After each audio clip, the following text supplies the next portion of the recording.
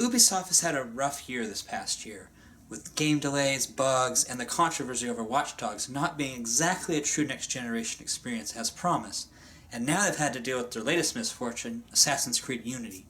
The game isn't bad at all. Actually, I think it's really good. It was just missing a few key components, which thankfully have been fixed for the most part. There's still more patches on the way. But how's it as a whole? Well, this is my review of Assassin's Creed Unity. With each new Assassin's Creed iteration comes a new backdrop.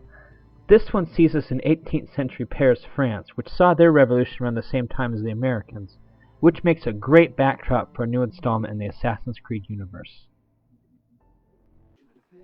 Unity places you in the role of Arno Victor Dorian, an unfortunate young man who lost both parents at an early age, who is now out for blood after the murder of the father of his childhood love, Elise. So shortly after the murder of Monsieur de Serre, Arno is then inducted into the Brotherhood of Assassins, trying to find out who's responsible while the revolution against the French government builds and boils, and while the influence of the Templar Order grows.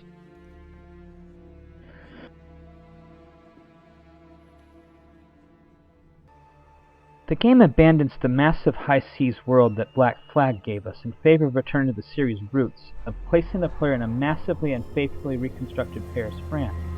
The city is huge and full of life, and plenty of quests, collectibles, and of course viewpoints to synchronize, showcasing just how extravagant Paris is. Explore, but the seafaring from the last few installments is missed, and that sense of openness went with it. We went from high seas to cramped alleyways yet again. Combat is for the most part pretty straightforward. It's simple yet frustrating at the same time. There's no warning icons on when to dodge or counter, so the player really has to watch each individual enemy and parry in order to stun. Combat has never been Assassin's Creed's strongest aspect, but it did feel more polished in previous entries than it does in Unity.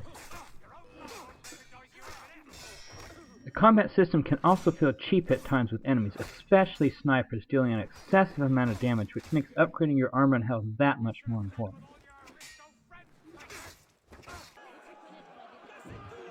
With previous entries, we were spoiled with main characters such as Edward, Ezio, or Connor having basic combat moves. Not here, though. Each move, such as a double assassination, or health increase, or even the ability to hide in the crowd by sitting on a bench, is locked behind an in-game paywall where the player must earn skill points to unlock the use of these skills, as well as the ability to use other weapons such as pistols, rifles, and spears. Doing this makes the game seem a whole lot more tougher from the start, which really makes you have to decide how to handle each situation. That this component is appreciated, but needed to be handled better with more explanation. The biggest issue with Unity, though, is the game bugs it had when it was released, and the massive amount of patches and fixes it needed. Now it totals up to 6 gigabytes of data.